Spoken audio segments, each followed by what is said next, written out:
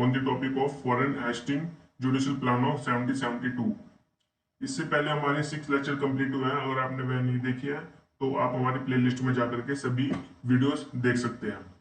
तो चलिए अब हम स्टार्ट करते हैं अपना टॉपिक।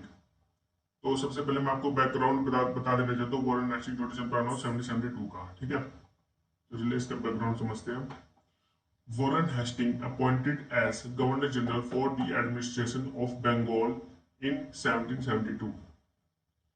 वॉरेन हेस्टिंग को अपॉइंट किया गया था किस लिए? गवर्नर जनरल के लिए। फॉर द एडमिनिस्ट्रेशन, मतलब कि एडमिनिस्ट्रेशन को जो उसको पावर दे दी गई थी और वो एडमिनिस्ट्रेशन को कंट्रोल करता था। कहाँ पर? बंगाल में। ठीक है, 1772 में इसको अपॉइंट किया गया था और उसको अपॉइंट किया गया था, मतलब कि उसको बंगाल में तो अपॉइंट कर ही दिया था गवर्नर जनरल के तौर पर 1772 में, और उसको 1772 में ही उसको गवर्नर बना दिया गया था। कहाँ का? फोर्ट विलियम का। ठीक है, फोर्ट विलियम की हमने अपनी वीडियो में बताया था आपको, इससे पहले हमने लेक्चर कंप्लीट किया है और फोर्ट विलियम हमने डिस्कस किया था। उसमें मैंने बताया था कि फोर्ट विलियम इस्टेब्लिश हुआ था, फैक्ट्री इस्टेब्लिश हुई थी कहाँ पर? कैलकाटा में। और जो हमने वीडियो भी बनाई थी इसके ऊपर, जुड़ी मतलब कि ब्रिटिश सेटलमेंट ऑफ कैलकाटा, इसके ऊपर हमने वीडियो बनाए हुए हैं। अगर आपने नहीं देखे तो उसको देख लीजिए, जिससे आपको ये टॉपिक क्लियर हो जाएगा। तो हमारा नेक्स्ट पॉइंट है, when Warren Hasting found the administration of Bengal in the term Charles. Warren Hasting जब एडमिनिस्ट्रेशन मतलब कंट्रोल कर रहे थे बंगाल का, उनको अपॉइंट किया गया था गवर्नर जनरल के तौर पर, तो उन्होंने वहां पर देखा कि जो वहाँ की एडमिनिस्ट्रेशन है, उनको उन्होंने देखा कि वहाँ पर बहुत ही अनसेटिस्फैक्ट्री है और अच्छे से वहाँ पर वर्किंग नहीं हो रही एडमिनिस्ट्रेशन की। तो उन्होंने सबसे पहले वहाँ पर इसी को ही देखा। ठीक है, the financial position of the company at that time was worse. देखिए, जो फाइनेंशियल पोजिशन थी कंपनी की वो बहुत ही ज़्यादा वर्स हो गई थी, और मतलब कि कंडीशन इतनी, मतलब कि कंडीशन बहुत ही ज़्यादा वर्स हो गई थी इसमें, जो फाइनेंशियल पोजीशन थी। क्योंकि हमने इससे पहले अपनी लास्ट वीडियो में हमने क्या कौन सा टॉपिक डिस्कस किया था? Dual form of government. उसमें मैंने आपको बताया भी था कि कंपनी किस वजह से मतलब कि वो बहुत ही ज़्यादा उसकी फाइनेंशियल पोजीशन बहुत ही डाउन हो गई थी, क्योंकि कंपनी सही से वर्क नहीं कर रही थी। ठीक है, और कंपनी का मेन मोटिव था कि अपने अपने आप को प्रॉफिट में लाना। वो मनी मनी के मतलब कि टैक्स इम्पोज करते थे ज़्यादा से ज़्यादा। ठीक है, वो टैक्स ज़्यादा से ज़्यादा ले रही थी, जिससे कि जो वहाँ के पीपल्स थे उनको ज़्यादा बहुत ही ज़्यादा प्रॉब्लम फेस करनी पड़ रही थी। कंपनी सिर्फ अपने प्रॉफिट के लिए देख रही थी। ठीक है, और the difficulties were intensified by famine. और डिफिकल्टीज इतनी बढ़ गई थी कि डिफिकल्टीज में और भी ज़्यादा डिफिकल्टीज आने लगी थी। Warren Hastings realise the immediate need for the introducing reforms. तो वॉरेन हेस्टिंग्स ने रियलाइज किया कि उन्होंने सोचा कि इसको मतलब कि इस यहाँ पर रिफॉर्म की जरूरत है, और उन्होंने जल्दी से जल्दी यहाँ पर रिफॉर्म करवाया भी, उन्होंने इंट्रोड्यूस करवाया यहाँ पर। ठीक है, he appointed a committee consisting of the governor or 4 members of council called committee of circuit। इन्होंने यहाँ पर जो इन्होंने रिफॉर्म कराया था यहाँ पर, ठीक है, तो इन्होंने यहाँ पर कमेटी अपॉइंट की थी। इस कमेटी के मेंबर थे, एक तो गवर्नर हो गया, ठीक है, और उसमें 4 मेंबर काउंसिल थे। ठीक है, जो काउंसिल्स के इसमें 4 मेंबर थे, और इसको कहते थे, ये जो काउंसिल बनाई थी, इस कमेटी को बनाया था, इस कमेटी को कहा जाता था सर्किट ऑफ कमेटी। ठीक है, he abolished the dual system which was introduced by Robert Clive। जो हमने अपनी लास्ट वीडियो में जो मतलब कि डुअल सिस्टम ऑफ गवर्नमेंट देखा था ना, तो इसमें जो वॉरेन हेस्टिंग्स था इसने इसको अबोलिश कर दिया था डुअल सिस्टम को। ठीक है, जो रॉबर्ट क्लाइव के द्वारा इंट्रोड्यूस की गई थी। Okay, clear. तो हम इसके प्रोविजंस को देखते हैं कि इसके प्रोविजंस में है क्या। ठीक है, इसके कितने प्रोविजंस हैं? 5 प्रोविजंस है। ठीक है, टोटल 5 प्रोविजंस को देखते हैं जल्दी जल्दी। फर्स्ट प्रोविजन क्या कहता है हमारा? Revenue administration. The Hastings judicial plan of 1772 abolished the revenue courts of Murshidabad and Patna. देखिए, इसमें रिवेन्यू एडमिनिस्ट्रेशन की बात की गई है फर्स्ट प्रोविजन में। रिवेन्यू जो टैक्स कलेक्ट करते थे और जो मतलब इम्पोज करते थे, और उनको कंट्रोल, उसकी कोर्ट भी थी, ठीक है। तो 1772 में इसने अपना सेटलमेंट ला करके, और यहाँ पर इन्होंने जो रिवेन्यू कोर्ट थी कहाँ पर थी, एक तो मुर्शिदाबाद में, मुर्शिदाबाद कहाँ पर था, बंगाल में, और पटना कहाँ पर था, बिहार में। तो वहां पर इन्होंने जितनी भी रिवेन्यू कोर्ट्स थी वहां पर एबोलिश कर दी थी, and introduce a supreme authority called board of revenue. इन्होंने फिर एक सुप्रीम अथॉरिटी इंट्रोड्यूस की जिसको कहा जाता था board of revenue. Board of revenue कहा जाता था उसको, which includes a governor and all members of council for collection of revenue. इसमें बोर्ड ऑफ रिवेन्यू में कौन कौन इंक्लूड थे, एक तो गवर्नर हो गया, और जितने भी काउंसिल के मेंबर्स थे वो सभी इसमें इंक्लूड थे फॉर कलेक्शन ऑफ रिवेन्यू। ठीक है, ये कलेक्शन ऑफ रिवेन्यू के लिए इसमें इंक्लूड किए गए थे। The board had its sitting twice in week.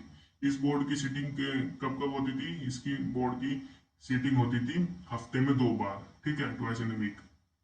अब हमारा आता है second provision, administration of civil justice. इसमें बताया गया मतलब कि जो एडमिनिस्ट्रेशन सिविल जस्टिस है उसकी क्या कंडीशन थी। फॉर दिस मुफस्सिल दीवानी अदालत वॉज इस्टेब्लिश्ड। इसमें मुफस्सिल दीवानी अदालत को इस्टेब्लिश किया गया था एडमिनिस्ट्रेशन सिविल जस्टिस में, जो प्रोविजन है। ठीक है, इंग्लिशमैन कलेक्टर वॉज अपॉइंटेड जज इन ईच डिस्ट्रिक्ट।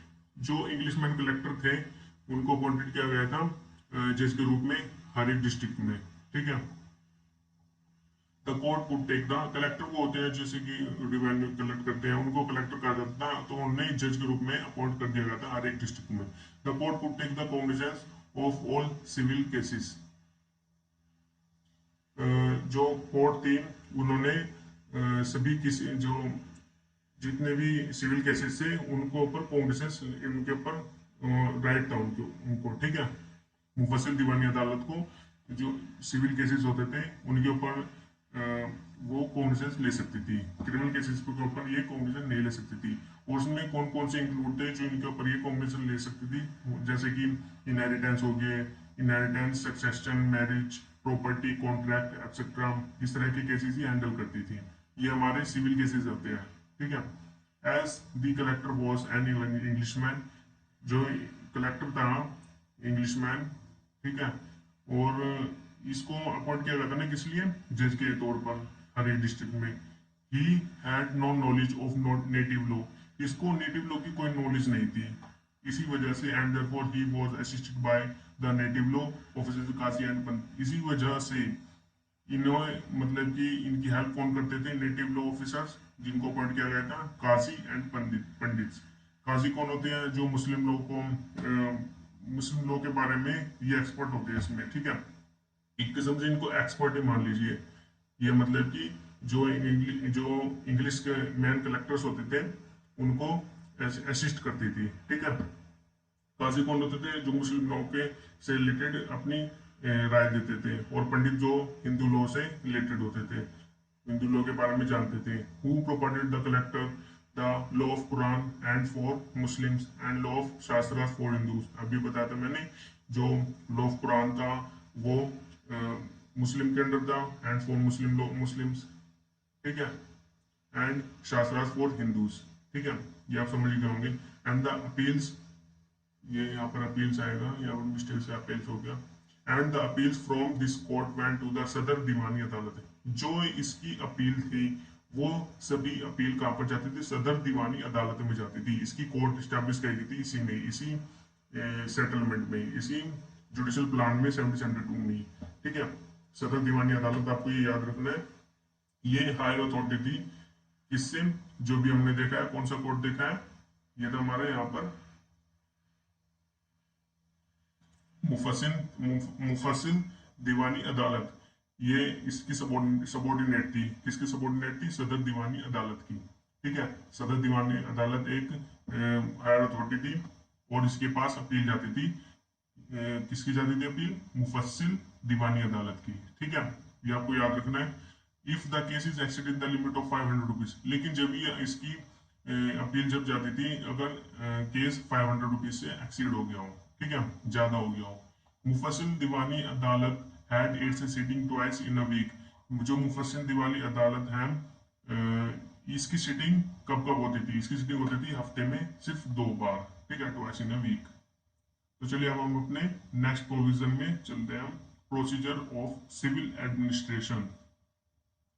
द इसमें देखें, इसमें अभी हमने क्या देखा था, ये हमारा कौन सा था, एडमिनिस्ट्रेशन ऑफ सिविल जस्टिस, मतलब कि कैसा एडमिनिस्ट्रेशन था सिविल जस्टिस का, ठीक है। इसमें हमने कोर्ट देखी, कैसे अपील होती है, ठीक है, मतलब कि अपील कहाँ पर होती है, कितने मेंबर होते हैं, कौन अपॉइंट करता है। इसके अंदर हमने ये भी देखा कि इसके अंदर केसेस कौन कौन से होते हैं सिविल केसेस में, ठीक है। ये एडमिनिस्ट्रेशन ऑफ सिविल जस्टिस हो गया। और थर्ड प्रोविजन हमारा प्रोसीजर ऑफ सिविल एडमिनिस्ट्रेशन। इसमें प्रोसीजर कैसे होता है, मतलब ये सिविल केसेस का प्रोसीजर कैसे चलता है इसमें, ये देखेंगे हम इसमें। The collector was authorise to set up a complaint box at the door of each कचेरी। देखिए, जो कलेक्टर था उसको ऑथोराइज किया गया था, उसके पास अथॉरिटी थी कि वो उसकी ड्यूटी भी थी कि वो जो कचेरी थी, कचेरी हमने अपनी लास्ट वीडियोस में डिस्कस भी किया था, क्या होता थी कचेरी, जो जमींदार होते थे उनको हर एक जमींदार के पास एक कचहरी कोर्ट होती थी अपनी, ठीक है, जो अपने केसेस को खुद ही डिस्कस करती थी, ठीक है।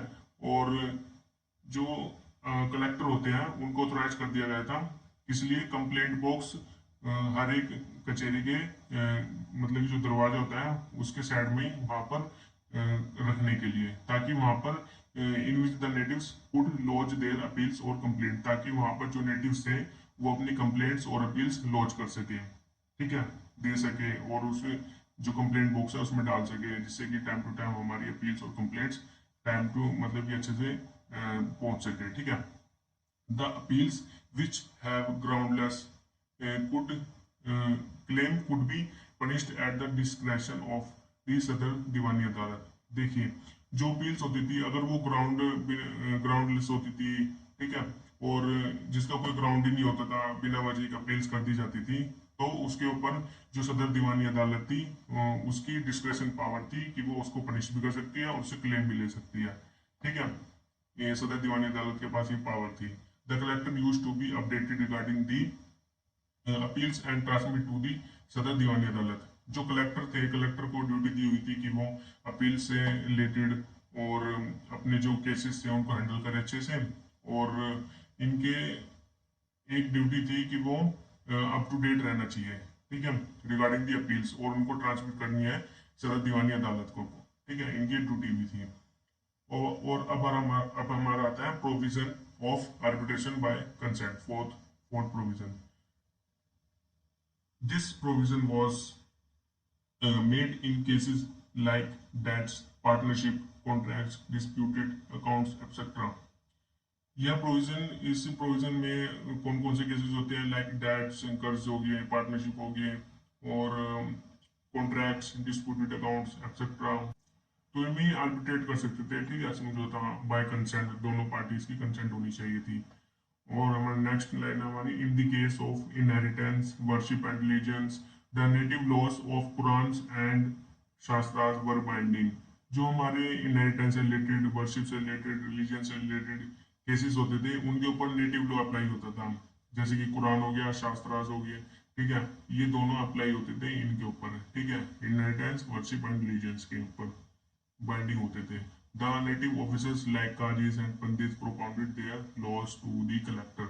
जो अभी इससे पहले भी हमने बताया था कि काजी और पंडित इसको असिस्ट करते थे, किसको, कलेक्टर को, ठीक है।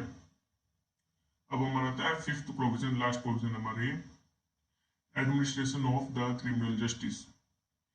मतलब कि जो क्रिमिनल केसेस होते थे उसका एडमिनिस्ट्रेशन कैसा था, ठीक है, उसकी इसके इस प्रोविजन में हम यही देखेंगे। For the administration of criminal justice the appeals went to the supreme authority of Nizamat and Nawabs of Bihar, Bengal and Odisha. देखिए, जो क्रिमिनल जस्टिस थी, ठीक है, इसके अपील्स कहाँ पर जाती थी, सुप्रीम अथॉरिटी के पास। कौन थी सुप्रीम अथॉरिटी, जो निजामत एंड नवाब्स थे, बंगाल, बिहार एंड ओडिशा के, ठीक है, इन तीनों में ये निजामत एंड नवाब्स कोर्ट स्टैब्लिश की थी। इसकी हमने वीडियोस अलग से बनाई हुई है, अगर आपने नहीं देखी है तो आप देख जरूर लीजिए, जिससे कि आपको क्लियर हो जाएगा topic. Okay, the Nawab also had to perform the functions of police to maintain the law and order in the province। जो नवाब होते थे ना, उनको अपनी फंक्शन और को परफॉर्म तो करने ही होते थे, और यहाँ तक कि वो पुलिस के रूप में फंक्शन परफॉर्म करती थी, ठीक है, जो नवाब था इसमें बंगाल बिहार और उड़ीसा में। और यहाँ तक कि वो लॉ एंड ऑर्डर को मेंटेन करके भी रखना था अपनी प्रोविंस में, ठीक है। प्रोविंस मतलब कि स्टेट हो गया, जैसे कि हम हमारे इंडिया में स्टेट होती है, उस तरह से प्रोविंस, प्रोविंस में स्टेट ही मान लीजिए आप, ठीक है। The judicial plan of 1772 established a court called Mufassil Fauzdari Adalat to settle the criminal offence like murder, robbery, dacoity, etc. और जो क्रिमिनल से रिलेटेड जितने भी केसेस होते थे, इस वजह से जुडिशल प्लान को ला करके 1772 में इस्टेब्लिश की गई थी कोर्ट, कौन सी, Mofussil Faujdari Adalat, to settle the criminal offences like murder, robbery, dacoity etcetera, ठीक है, ऐसे ऐसे केसेस हैंडल करती थी। The appeals from this court led to the Sadar Nizamat अदालत, देखिए, और इसकी अपील कहां पर जाती थी, इसकी मुफस्सिल फौजदारी अदालत की अपील जाती थी सदर निजामत अदालत। इसी कोर्ट को भी इसी सेटलमेंट में इसी जुडिशल प्लान में इस्टेब्लिश किया गया था, ठीक है, सदर निजामत अदालत। इससे पहले हमने क्या देखा था, सदर दीवानी अदालत, और ये सदर निजामत अदालत है, ठीक है। सदर निजामत अदालत हमेशा क्रिमिनल केसेस को देखेगी, और ये अपील्स में देखेगी, ठीक है। विच वॉज स्टैब्लिश की गई थी इसको, which was including an Indian जज इज कॉल्ड दरोगा ई अदालत। इसमें जो सदर निजामत अदालत है, इसमें इंडियन जज होता था एक, और इसको कहा जाता था दरोगा ए अदालत, ठीक है। He was assisted by chief Qazi, chief Mufti and 3 Maulvis. और इसको असिस्ट कौन करते थे, दरोगा अदालत को इसको इनको असिस्ट करते थे chief Qazi, chief Mufti and 3 Maulvis होते थे, ये इनको असिस्ट करते थे, ठीक है। और मैं एक और बात बता दूं, जैसे कि अभी हमने देखा था मुफस्सिल फौजदारी अदालत, ठीक है, ये कौन से केसेस को देखती थी, क्रिमिनल केसेस को। और मुफस्सिल दीवानी अदालत जो भी हमने ऊपर देखा था, वो कौन से केसेस को देखती थी, वो देखती थी सिविल केसेस को, ठीक है, ये क्रिमिनल को, ये आपको ध्यान रखना है। दीवानी फौजदारी, दीवानी कौन सी, ये आपको दीवानी देखती थी सिविल केसेस को, और फौजदारी देखती थी क्रिमिनल केसेस को। ये आपको अच्छे से रीड करना है, ठीक है। और इसको आप पढ़ लेना, इसका स्क्रीनशॉट जरूर ले लेना अगर आपको पढ़ना है अच्छे से, और नोट्स बनाते रहना अपने।